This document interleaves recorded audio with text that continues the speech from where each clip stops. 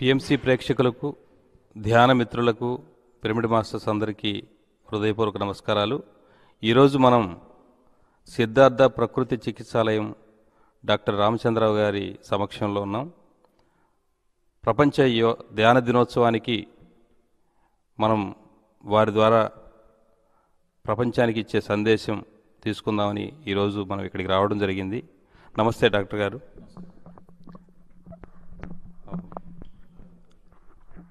Sir, మనం గత 2 సంవత్సరాల నుంచి ప్రపంచ యోగా దినోత్సవం ఖమ్మం పట్టణంలో మరి అన్ని ఆధ్యాత్మిక యోగా ధ్యాన అసోసియేషన్స్తో కలిపి మనం కార్యక్రమాన్ని నిర్వహించుకుంటున్నాం.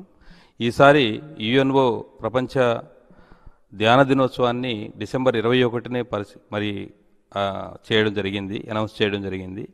దానికి గాను మరి ప్రపంచానికి ప్రజలకు ప్రకృతి చికిత్స మరియు ధ్యానం మరి అద్భుతమైనటువంటి ఆరోగ్యానికి మార్గాలు, మరి మీ ద్వారా ధ్యానం గురించి మీ సందేశం ప్రపంచానికి మీరు ఇవ్వాల్సిందిగా కోరుచున్నాం. నమస్కారం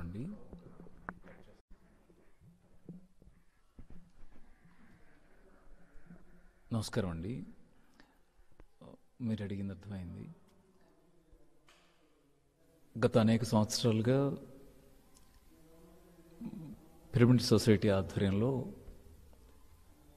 తెలుగు రాష్ట్రాలు కాదు, ఇవాళ తెలుగు ప్రజానికం ప్రపంచంలో ఎక్కడెక్కడున్నారో అన్ని ప్రాంతాల్లోనూ పిరమిడ్ ధ్యాన సొసైటీ అనేది పరిచయం అవసరం లేని మెడిటేషన్ని ప్రోత్సహించేటువంటి కేంద్రంగా భాసిల్లుతున్నది ప్రపంచానికి తెలుసు. అయితే మీరు అనేక సంవత్సరాలుగా చేస్తున్న కృషిని 2024లో యునైటెడ్ నేషన్స్ సర్వసభ్య సమావేశం ఏకగ్రీవ తీర్మానంతో, అంటే యుఎన్ఓ అనగానే మనం ఈ మధ్యకాలంలో చాలా కాంట్రవర్సీస్ చూస్తూ ఉన్నాం. ఓటింగ్, శాశ్వత ఓటింగ్, లేకపోతే న్యూట్రల్గా ఉండడం, బాయ్కాట్ చేయడం, ఇలా చాలా అంశాల మీద ప్రపంచంలో జరగడాన్ని గమనిస్తున్న విషయాలే. కానీ 2024లో వరల్డ్ మెడిటేషన్ డేని డిసెంబర్ 21గా అనౌన్స్ చేయాలనే ప్రతిపాదన అక్కడ వచ్చినప్పుడు ఆ యునైటెడ్ నేషన్స్ సర్వసభ్య సమావేశంలో ఉన్న అన్ని దేశాల ప్రతినిధులు ఏకగ్రీవంగా డెసిషన్ చేసి అనౌన్స్ చేసిన day December 21 world meditation day. ఇది మనం సంతోషపడదగిన ప్రకటన.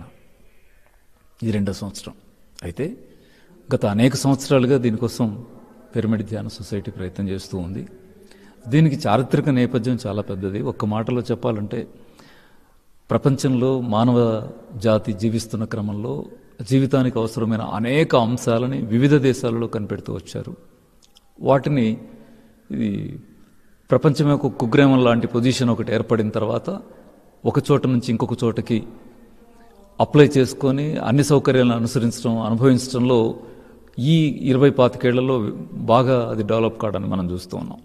ఈ పరిస్థితుల్లో భారతదేశం ప్రపంచానికి అందించేది ఏమిటి అనే ప్రశ్నకి మనం గర్వంగా తలెత్తుకొని సమాధానం చెప్పగలిగే అంశాలు మిగతా వాటితో పాటు ఆరోగ్య రంగంలో 2 ఉన్నాయి. ఒకటి, ప్రపంచానికి యోగా థెరపీని అందించింది ఇండియా. మన భారతదేశం అనేక వేల సంవత్సరాలుగా, సుమారు 2500-3000 సంవత్సరాలకు పూర్వం రోజుల నుంచి కృషి చేసి ప్రత్యేక తరహా థెరపటిక్ సిస్టంలోకి డెవలప్ చేసి అందించినటువంటి ఒక ప్రజెంటేషన్గా యోగా ఉంది.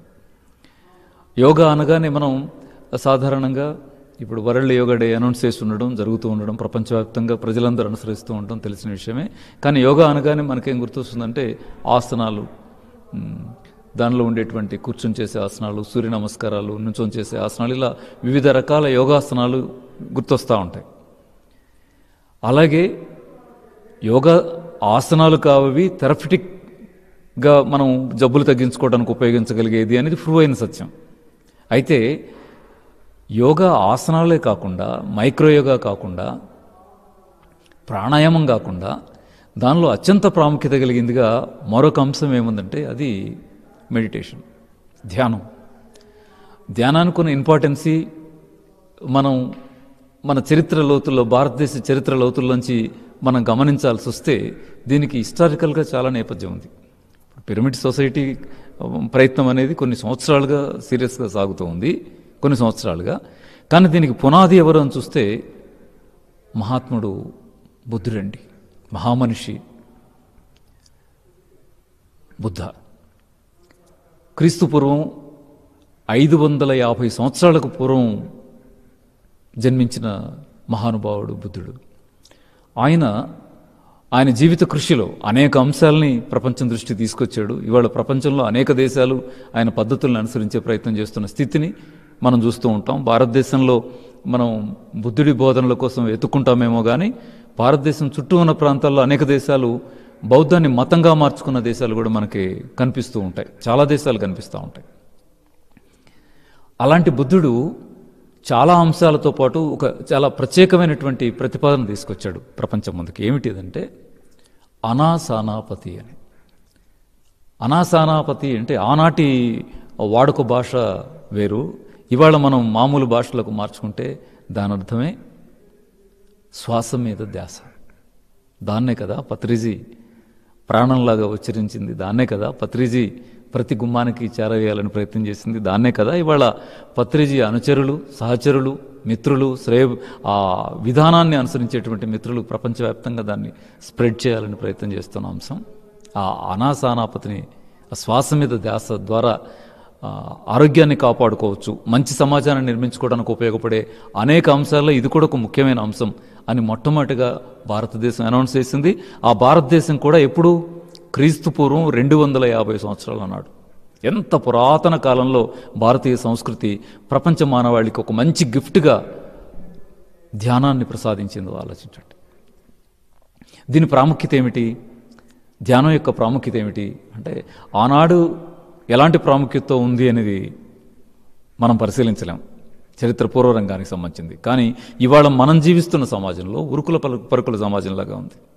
ప్రతినిత్యం గంట హడావిడి, కంగారు హడావిడి, ఉత్పత్తి వ్యవహారాల్లో, పంపిణీ వ్యవహారాల్లో, ఏమంటాం మారకపు వ్యవహారాల్లోనూ కంప్లీట్ మార్కెటైజేషన్ అయిపోయిన తర్వాత అంతా గంట కాదు, నిమిషం క్షణం లాంటి పొజిషన్ ఒకటి ఏర్పడిన దశలో ధ్యానం ప్రాముఖ్యత గతం కంటే ఇప్పుడు పెరిగి ఉంది.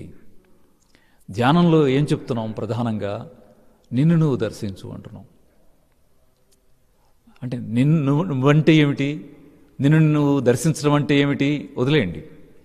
అత్యంత ప్రాథమికంగా చిన్న అంశం, శ్వాసని గమనించు అని.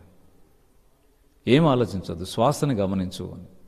అంటే దీని ద్వారా మెడిటేషన్ ఏం సాధించాలనుకుంటుంది మానవ సమాజంలో అంటే, మనిషి జీవన రంగంలో ఆధ్యాత్మికత వ్యవహారాలను అలా ఉంచండి, పొద్దున్న లేచిన దగ్గర నుంచి జీవన వ్యవహారాలు, కార్యసరళి వీటిలో చేసే దానిలోనే ఏంటో అర్థం చేసుకొని తను ఏం పని చేయాలని అనుకుంటున్నాడో లక్ష్యాన్ని నిర్దేశించుకొని ఆ పనిలో ఏకాగ్రతతో పని చేయాలంటే కూడా మానసిక ఒత్తిడి లేని స్థితి ఒకటి ఆయన శరీరంలో ఏర్పడాలి, ఆయన మనసులో ఏర్పడాలి, ఆయన మెదడులో ఏర్పడాలి, ఆయన మెదడు ఎలక్ట్రికల్ స్పందనల్లో ఏర్పడి ఉండాలి.